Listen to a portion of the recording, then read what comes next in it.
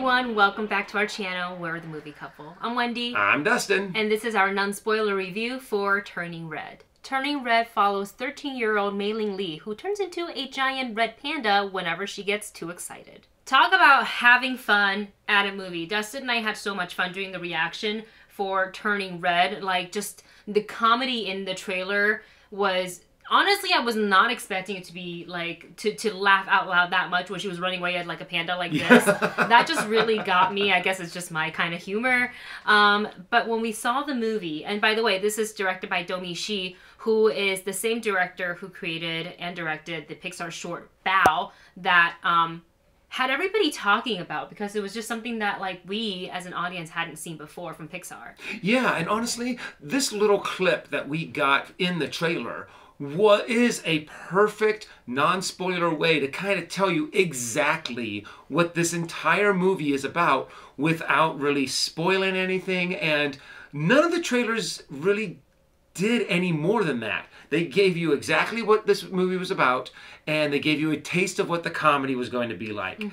And we went into this movie really highly anticipated, but really not really knowing just how much we were going to love this movie. Yeah, and obviously this is non-spoiler, so we are not going to be talking about some of the other major arcs in the film, but this is probably one of the funniest Pixar movies out there, and that's saying a lot, because there are tons of Pixar films. We love Pixar film, and I think prior to this film, I usually go into Pixar, you know, prepared with a box of tissues, because they always get you in the feel, and this movie certainly does that, and I think it really resonates with a specific audience. I am definitely one of them.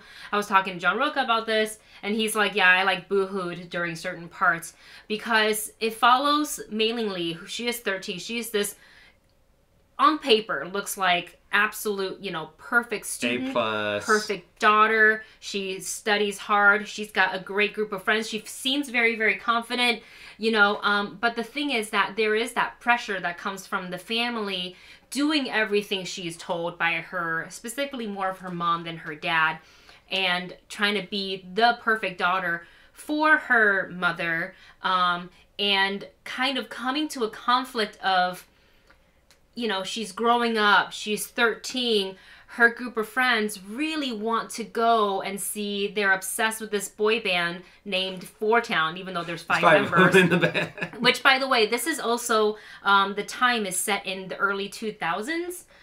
So that's about when, like, Backstreet Boys, NSYNC, all those, like, you know, like, pop music groups were coming out, Tamagotchi. So like, if you grew up in the 2000s, yeah, you will definitely recognize some of those call-outs there. So this is a coming-of-age movie. It's a movie on friendship, self-discovery, and how do I want to say, like, that family... there's a generational thing in there as well, without talking too much about that part, that part of it. But I feel like it resonated with me. It's to be that perfect daughter. And it feels like no matter how good you are, you're still not able to be rewarded by your parents, i.e. or mother, to go to do something fun and not curriculum related. That was kind of me growing up. You know, it's kind of like... If it didn't have to involve homework, no, you couldn't do it. Correct. Like, it's, oh, you're going to go to school. You come home from school, you either do homework or you go to more classes to improve. Now, that was a thing. After school. That was, like, such a thing. Like, you go to English class, you go to, like, additional math class or whatever it was. And, like, if it were, like, my mom's idea of fun is kind of like, okay, or, like, gifts that she would buy me, it would be, like, books or academic related stuff. So Mei Ling's childhood and her story really, really resonated with me. But this movie isn't just like coming of age. It's also talking about hitting puberty. Yeah, and that is actually, I think that is one of the funny undertones that they hit about it, is the fact that, you know, your body is changing, and the fact that you have no idea what's going on, and that is one of the gags that they hit with this movie. And I'm just like, it is hilarious. There's so many things that this movie can relate to every single person in the audience, no matter how old or how young. Either you're going through it, gonna go through it, or have gone through it. Scenarios. And I was really, the audience at any given moment, we're actually laughing out loud, crying, or just so involved in this movie that honestly, I cannot wait for the movie to come out on Disney Plus so I can watch it again. Yeah, it is. Out of all the screenings that I've gone to for whether it's Walt Disney Animation feature films or Pixar feature films, I feel like the audience response was so overwhelmingly loud in this one.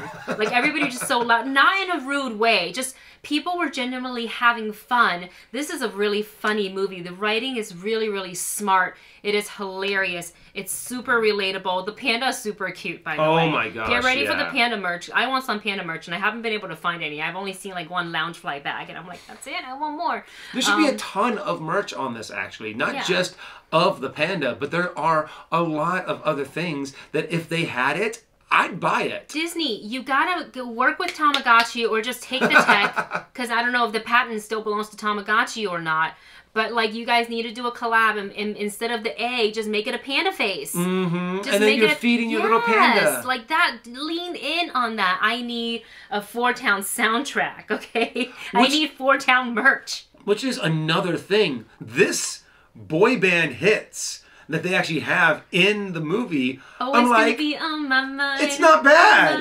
I'm like, they actually hit very well, and to where they're kind of making fun of the genre, but it's still very well done. It still gives a nod to it. You know who wrote the song, the music? Mm-mm. You really? I think you told me. I forget. There. Billie Eilish. Oh yeah, that's right. Yeah. So it's a bop. Go ahead and check that out. But I really love this movie. So, like, I felt, you know what, the feeling of you walked out of a really fun movie, you know you had a good time, you know the rest of the theater had a good time with you, and you're just in a really lifted and happy mood. This is the movie. I felt this way coming out of Free Guy as well. I was just kind of like, man, what a great time. I can't wait to see it again.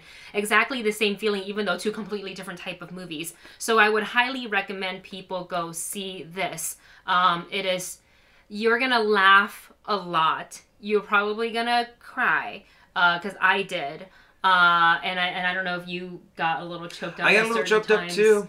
Yeah. Pixar movies do that, and honestly, I'm really sad that this movie is not getting a theatrical release. Yeah. I think that it would have done amazingly well in the theaters. I really think so. I hope people, once they see it, once it's out on Disney Plus, which is March 11th, that people will spread the good news and to get other people watching it by word of mouth, because it is really a brilliant movie. I know people have complained. It's a weird complaint.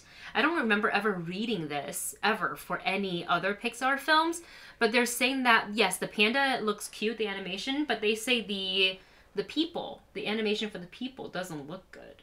That's what some of the people online are saying. It's different. A little bit more character. But they're cartoons. Yeah, at the end of the day, cartoons. It's animation's cartoon. I think the way they look reminds me a little bit of how Luca, the characters, look. Yes. The human forms of Luca, not the fish form of Luca. So, like, there wasn't complaint from that movie, so I don't really.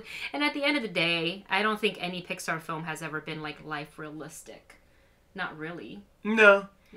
But and the ones that were looked a little creepy. So, a little Uncanny Valley. A little Uncanny Valley. But honestly, if this movie were to come out in theaters, hon, what would you give it? What Absolutely, rating? I would give it a catch it opening night. You guys are gonna you're just in for a good time. You're in for a good time because there's so many different things that are in this movie. There's so many different, like, topics that as you experience life, like the coming of age, the friendship, a little bit of the bullying, some of the embarrassing moments that you probably lived through, because, like, all parents are, all kids sometimes feel embarrassed by their overbearing parents.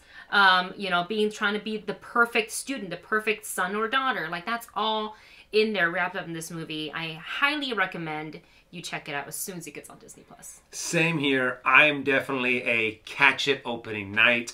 This is a must-see. If you saw my tweets when we came out of the theater, I did not anticipate liking this movie as much as I did. Yeah. I had high expectations for the movie, and they were blown away. So definitely catch it as soon as it comes out on Disney Plus. Well, you guys, that is our thoughts, our non-spoiler thoughts on Pixar's Turning Red, again, hitting Disney Plus on March 11th. Thank you so much for watching. Don't forget to comment your thoughts on the movie in the comment section below once you've watched it, and we will catch you in the next review.